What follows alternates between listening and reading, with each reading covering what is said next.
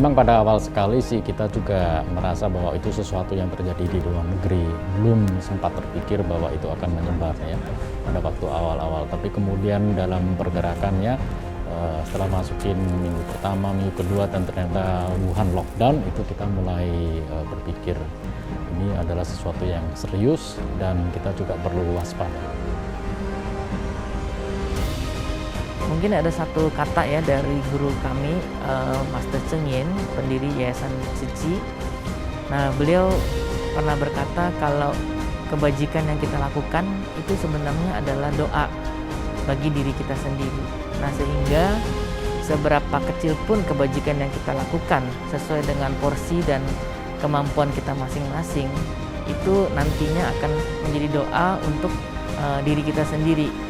Nah, saya yakin banyak relawan yang berpegang pada prinsip ini sehingga kita masih sehat, kita masih bisa berbuat, kita harus lakukan.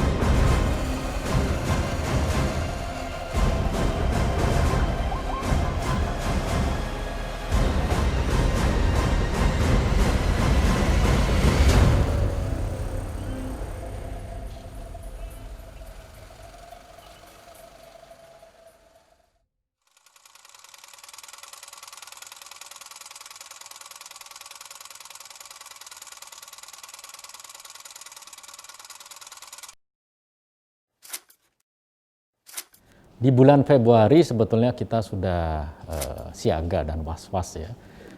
Kita lihat menurut peta penyebaran negara-negara lain di luar Tiongkok sudah mulai ada pasien corona, tapi juga di Indonesia sampai bulan Februari itu belum terdengar kabar gitu ya.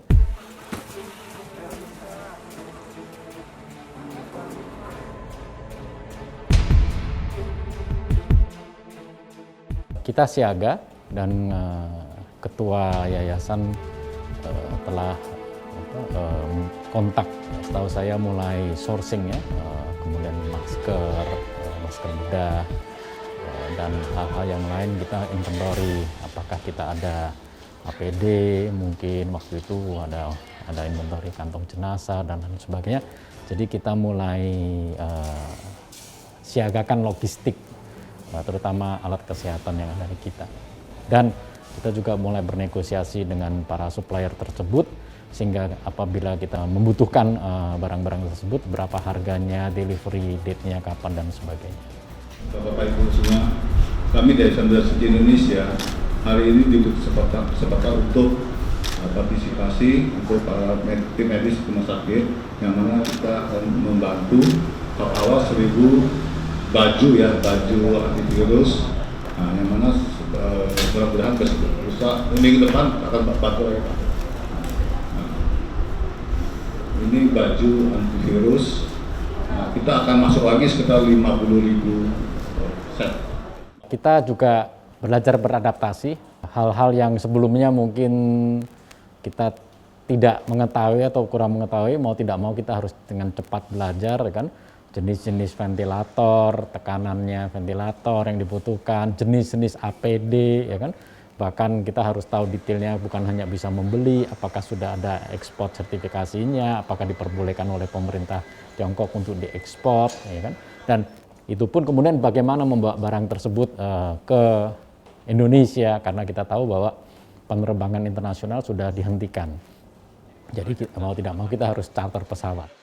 Charter pesawat pun kita masih ngalamin kendala karena ada sertifikasi license khusus dangerous goods, karena baterai di ventilatornya memang tidak boleh diangkut oleh maskapai yang tidak memiliki lisensi barang berbahaya tersebut. Ya, kita banyak sekali terbantu oleh Tzu Chi Headquarters yang di Taiwan.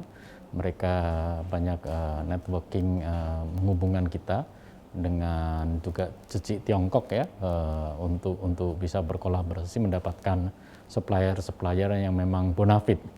Pada waktu itu kendalanya tentu saja adalah rebutan dengan negara lain, sehingga meskipun kita sudah akan delivery, ternyata setelah dibayar down payment kemudian bilang maaf, dibatalkan orderannya dan sebagainya, atau sudah bahkan sudah firm tidak terdelivery. 200 ya.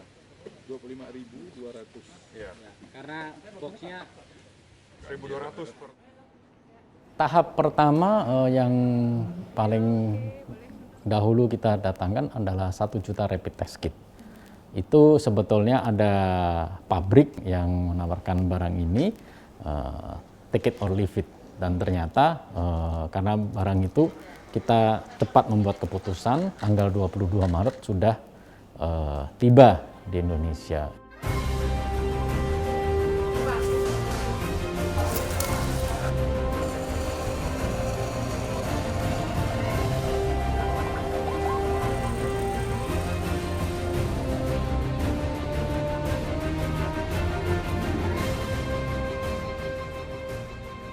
Tahu bahwa pada waktu itu barangkali kita organisasi yang pertama secara signifikan bisa mendatangkan rapid test kit sejumlah banyak demikian.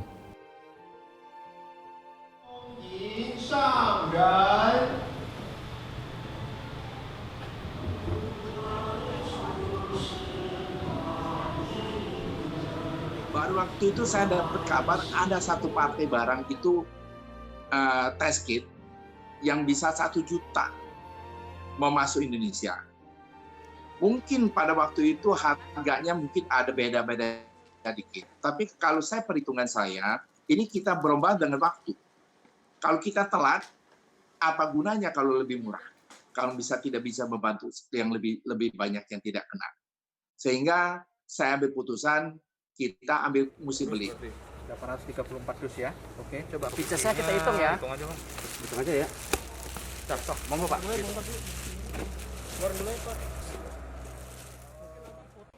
Setelah 1 juta rapid test kit itu kita ventilator, APD, masker N95, dan alat kesehatan hydrogen generator, oksigen generator, dan itu masih berlanjut.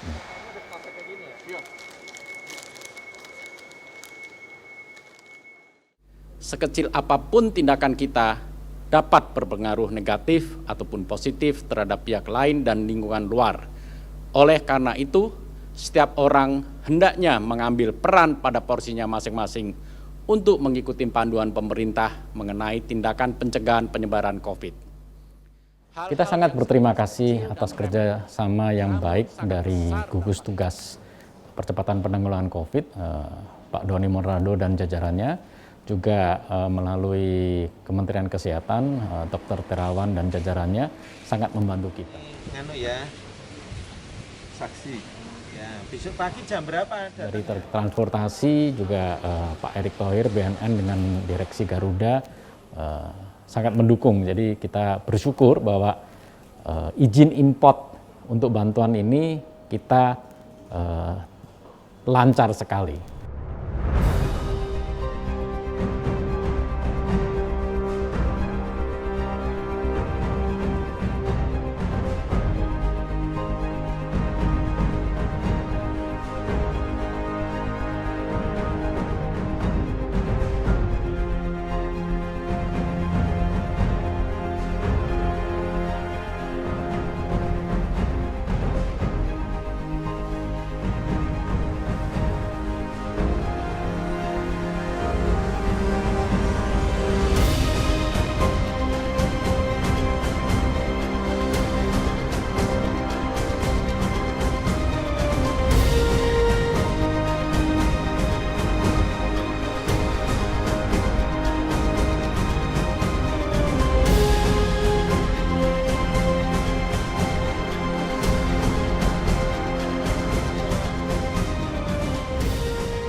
Untuk mengatasi pandemi ini kita perlu bersatu hati, kita perlu saling membantu, kita perlu dengan ketulusan bersumbangsi. Dan kalau dengan diringkas itu, ini adalah perwujudan nyata dari nilai gotong royong yang merupakan kearifan lokal bangsa kita.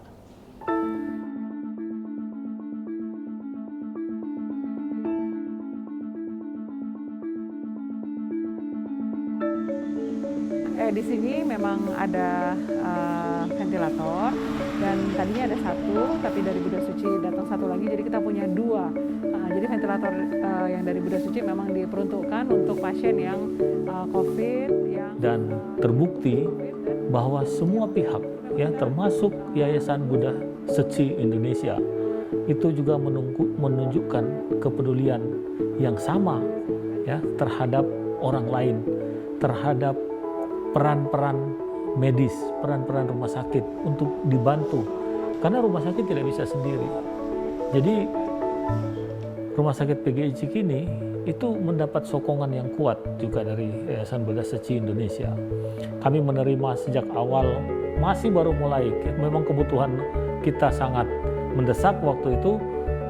Yayasan Buddha Suci datang ya melalui PGI, Persatuan Gereja-Gereja di Indonesia. Saya kira ini satu relasi lintas agama yang sangat baik gitu ya, yang kita tunjukkan solidaritas tanpa batas untuk mendukung bersama perang melawan COVID-19 itu sangat baik.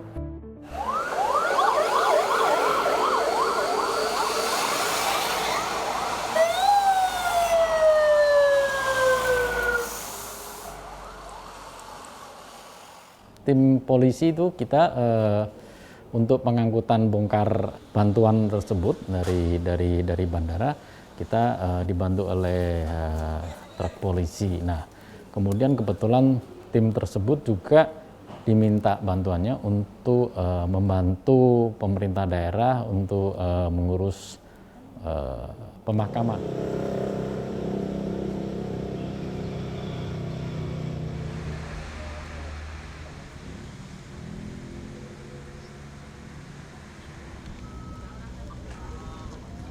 Kalau pakaian dinas kita itu, ya sebelum rumah kita udah tanggalin dulu, sandal, sepatu, masukin langsung pakai ini ke mesin cuci, dicuci sendiri. Karena kita udah punya anduk sendiri, takut ketularan lah sama anak dan istri, karena keluarga dekat.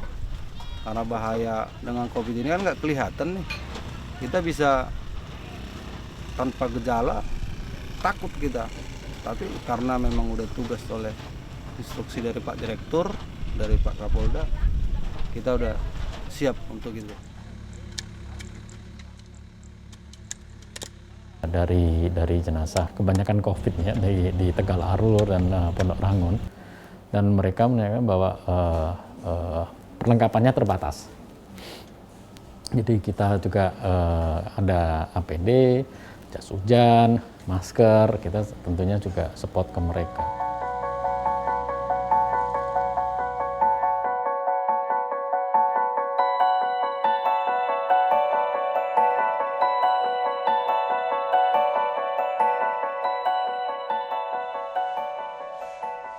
Nah, selain tenaga medis yang di rumah sakit ya, terlihat kan kalau pandemi COVID-19 ini itu juga membuat banyak orang tidak bisa aktivitas. Misalkan orang yang biasa berdagang, pedagang kecil yang jual sarapan, kemudian ada juga yang narik taksi mungkin. Nah, dengan adanya ini kan banyak yang tidak bisa melakukan aktivitasnya, mereka harus di rumah. Nah, dengan di rumah tentu penghasilannya juga tidak ada. Nah, bagaimana Yayasan Suci ingin menunjukkan ya kepedulian, toleransi, simpati kita kepada saudara-saudara kita itu untuk dapat bisa bertahan hidup lah di tengah kondisi yang sulit saat ini.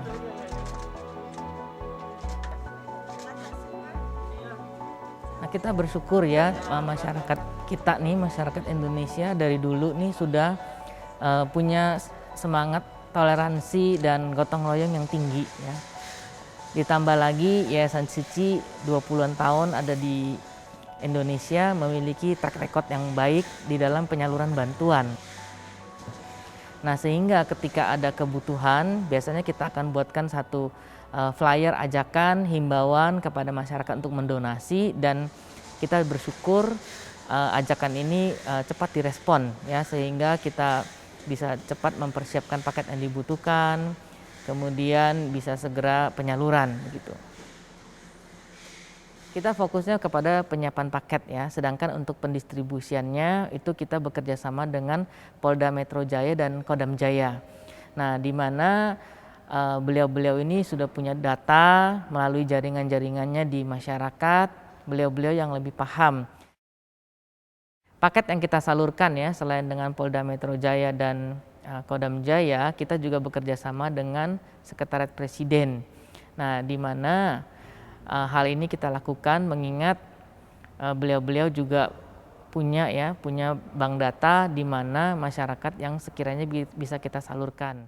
Ya, misalnya kita kerjasama menyalurkan bantuan di daerah Bekasi, kemudian di Tangerang, di panti asuhan, dan pedagang-pedagang jalanan yang sangat membutuhkan perhatian kita.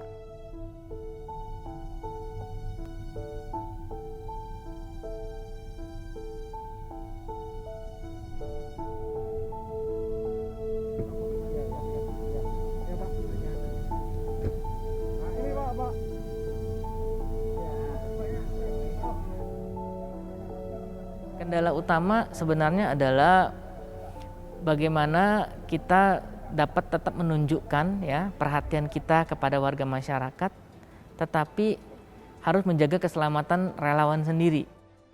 Kita juga menghimbau ya semua relawan yang terlibat dalam penyaluran bantuan ini agar menjaga memakai alat pelindung diri lah, biasanya masker, kemudian sarung tangan, kemudian hand sanitizer, dan memperhatikan kebersihan tangan terutama pada saat melakukan pembagian bantuan. Nah, selain itu juga yang tak kalah penting adalah menghindari kerumunan ya, sehingga ketika pembagian paket itu kita upayakan tidak dilakukan dalam jumlah yang besar ya, sehingga menghindari kerumunan.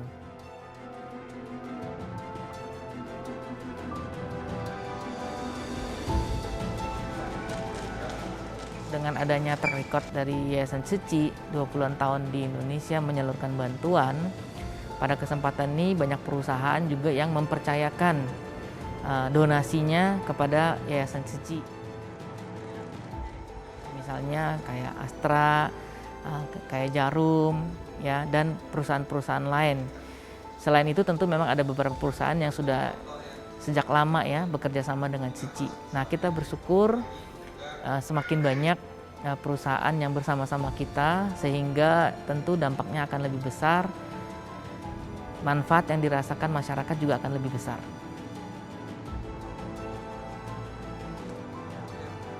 Pada dasarnya Astra yakin pada saat munculnya pandemi COVID-19 ini tidak bisa bergerak sendiri ya. Kita harus saling berkolaborasi untuk membantu pemerintah dan masyarakat. Oleh sebab itu, Astra bekerjasama dengan berbagai pihak, salah satunya dengan Yayasan Buddha Suci Indonesia, yang memiliki tujuan bersama, yaitu untuk mencegah penyebaran COVID-19. Kami percaya bahwa apa yang dilakukan para relawan Suci ini dalam mendistribusikan semua bantuan, tidak hanya dari Astra, tapi dari perusahaan-perusahaan lain juga dapat terlaksana dengan baik. Tenaga medis dan jajaran pelayanan publik ini adalah lini terdepan dalam penanganan pandemi ini.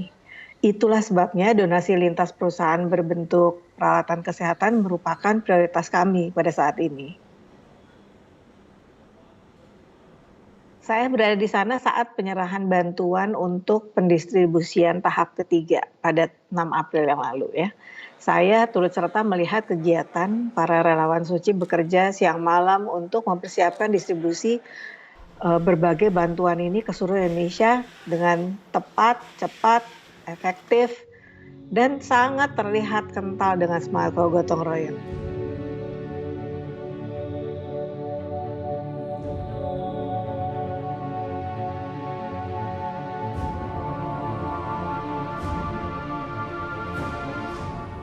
Kalau kita melihat nilai-nilai yang bisa kita petik hikmahnya dalam konteks pandemik ini, dan juga bencana alam maupun bencana non-alam seperti saat ini, kita sebagai individu, sebagai keluarga, sebagai masyarakat, sebagai bangsa perlu untuk membangun kemampuan usaha-usaha untuk mengatasi kesulitan-kesulitan untuk bangkit kembali dan menjadi mandiri. Tapi jangan lupa bahwa sebetulnya kearifan lokal itu sudah banyak di Indonesia. Antara lain adalah gotong royong tadi. Jadi bagaimana kita sebagai masyarakat bisa membangun ketahanan terhadap bencana, baik alam maupun bencana non-alam. Bagaimana kita bisa membangun ketahanan, mengatasi kesulitan, dan mandiri, serta tidak melupakan kearifan lokal yang merupakan akar budaya kita. Itu merupakan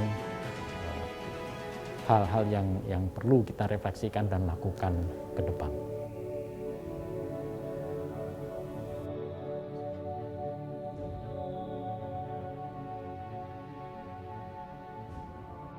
Seperti yang Mas Doceng yang bilang bahwa bagaimana semua cinta kasih bisa kita kumpulkan, mudah-mudahan pandemik ini bisa cepat kita lalui.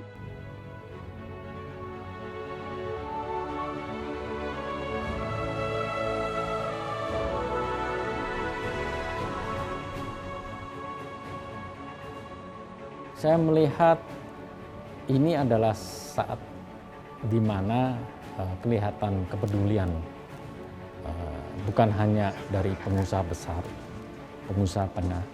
pengusaha kecil, meskipun mereka juga punya kesulitan tersendiri ya, karena bisnis juga sedang terkena dampaknya secara signifikan, tapi mereka masih mau untuk bersumbangsi. Masyarakat yang dari kalangan manapun, mereka ada keinginan untuk bersumbangsi. Paling tidak dengan cara yang bersumbangsi ya diam di rumah. Itu kelihatan sekali bahwa kegotong royongan yang merupakan sebetulnya sifat asli daripada bangsa Indonesia.